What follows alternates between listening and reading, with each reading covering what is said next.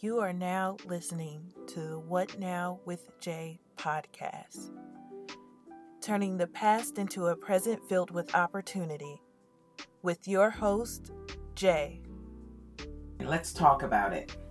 Have you ever been on vacation with others and you look around and you see someone just by themselves, maybe your own friends, and you say, "Oh, I don't think that's something I would ever do." How can someone go on vacation by themselves? What could they possibly be thinking about? What about the safety aspect of it? All of those questions comes to mind when most people think about solo traveling.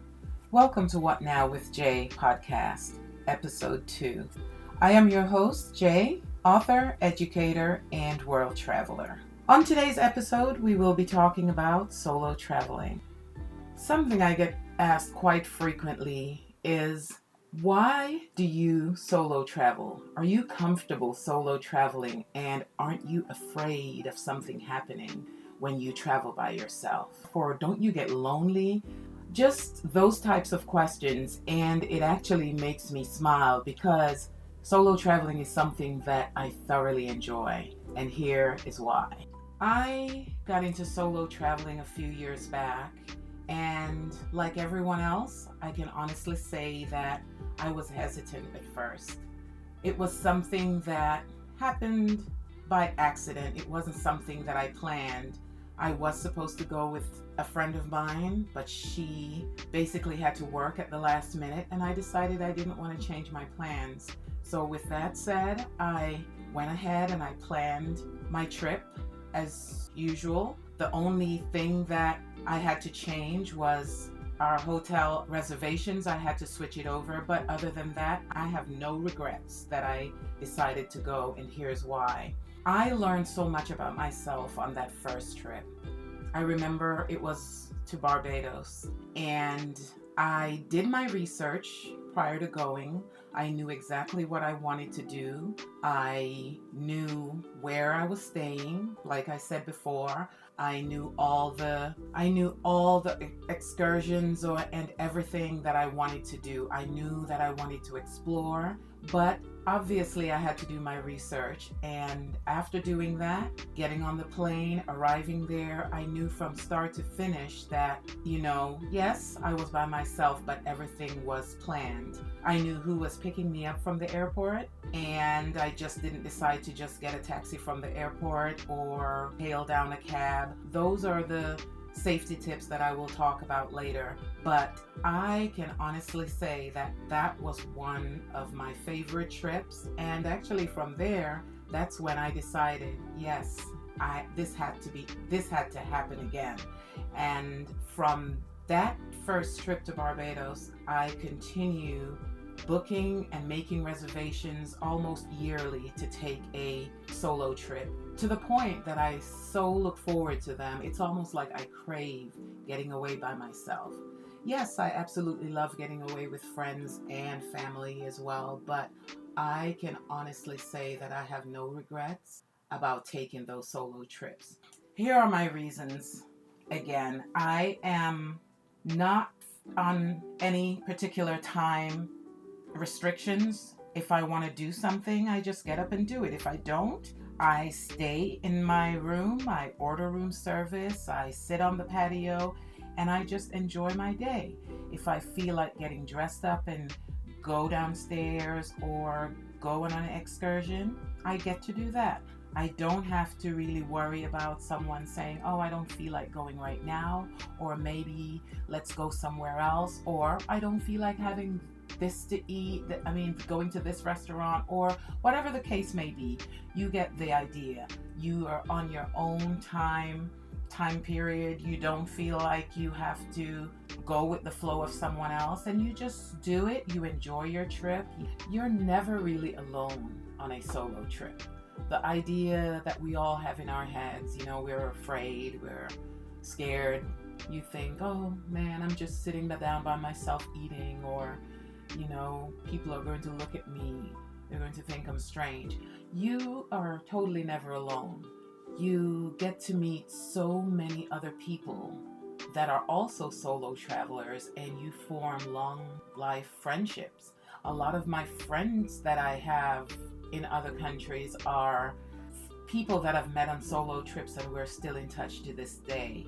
You get a sense of freedom that you don't usually have at home. Or when I say that, I mean freedom to just be someone else.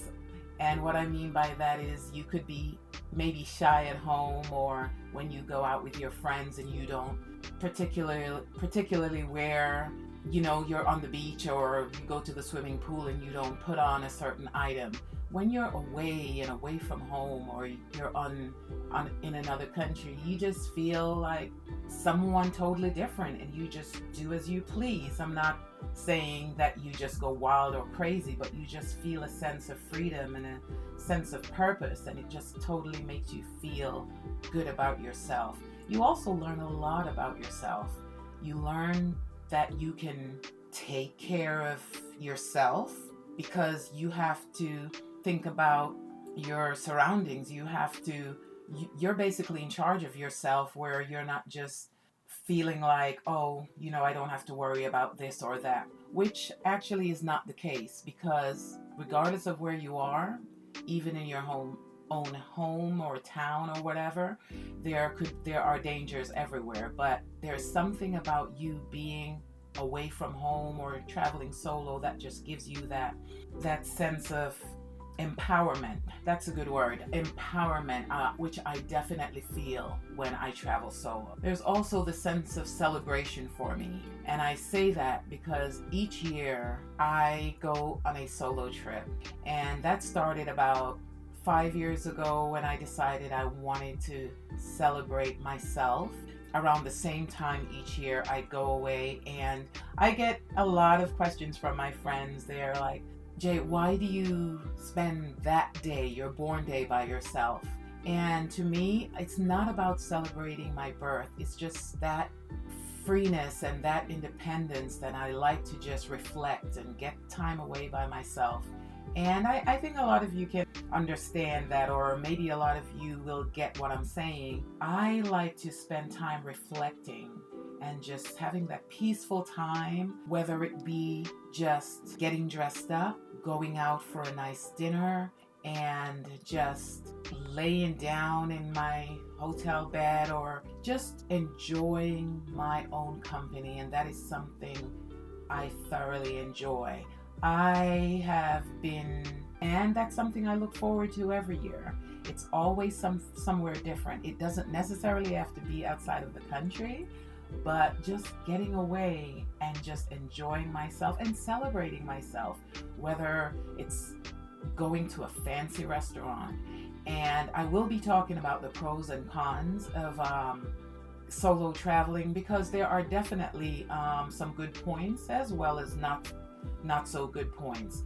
But as far as getting away, everyone has their own reasoning for doing that. And for me, I would totally encourage. As a matter of fact, I do encourage a lot of my friends. They ask me questions. They ask me how to go about it.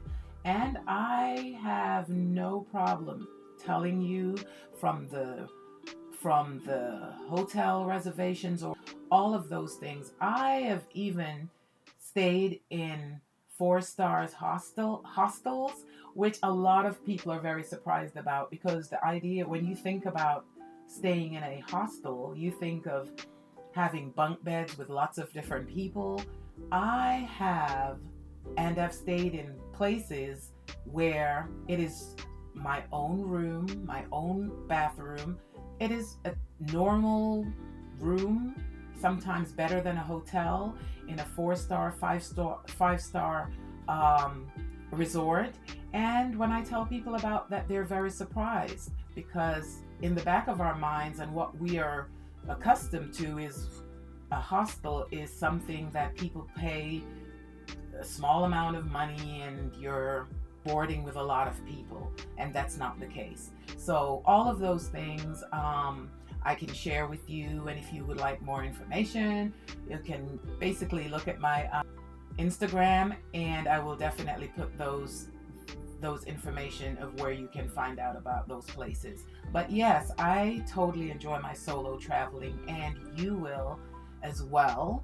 as soon as you feel more comfortable. I will also give you some tips a little later about how to get comfortable traveling by yourself, as well as traveling in groups, because you can most certainly join a travel group.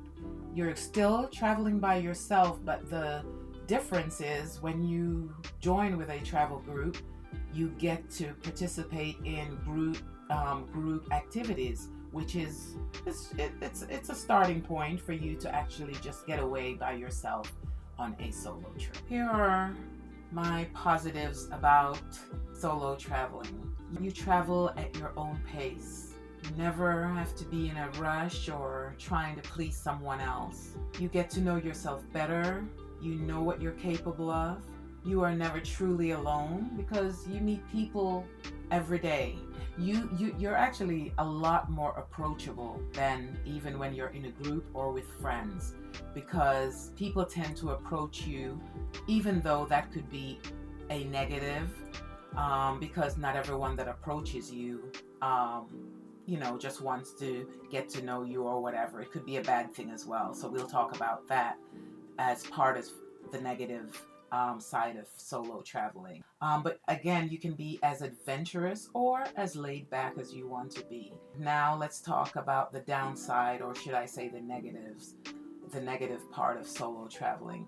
When you are booking just anything, whether it's your hotel reservations or wherever you're staying, and if you do that usually online, it is a negative because usually you're charged for double. So I would suggest just always calling in when they know that you're actually just a single person traveling and making your reservations. Sometimes just talking it out with whomever you're making the reservation is a lot better than trying to complete that reservation online. So the cost, I'll go into the cost, is usually a little more expensive when you are traveling solo. Another thing is we like to take pictures, right? So when you travel solo, a negative is either you have to be creative. I usually travel with a selfie stick, or I use my timer to take pictures. And then there are the times I meet people and they are willing to take my pictures. I'm willing to take theirs, and it works out like that. I also sometimes use, you can arrange photography services before you even leave your home and have pictures taken. But that is usually a negative thing. Cutting your activities way earlier in the evening because you are usually by yourself. That's another negative aspect. You may want to stay out later, but because you're traveling by yourself and you have to think of your safety, you tend to either head back to your room or to your Airbnb, whatever the case may be. So those are things to think about as far as the aspect of it. And another thing that I sometimes think about is if I should get sick or anything happens, you're by yourself and you don't have your friends or, your family members or just that other person to take care of you if you're sick. But that's why when I talk about the safety issues and just safety in traveling, we will go over more of that in another show. Like the podcast so far? Be sure to download and share this episode with a friend. Also, make sure you stop by and say hi. Tap that follow button on Instagram at Montego_JAE. Now back to the episode. I would like to leave you with this quote in regards to traveling. Fill your life with experiences, not things. Have stories to tell, not stuff to show. Unknown. Here's a few things you can do if you're thinking about taking a solo vacation. Wherever you live, staycations are a great idea. Get used to just going in your city. Just book a staycation, maybe for a couple of days, just by yourself. Spend the night away from home, get dressed up, make reservations at a nice restaurant, or just go out to eat by yourself. Sit in a restaurant, order your meal.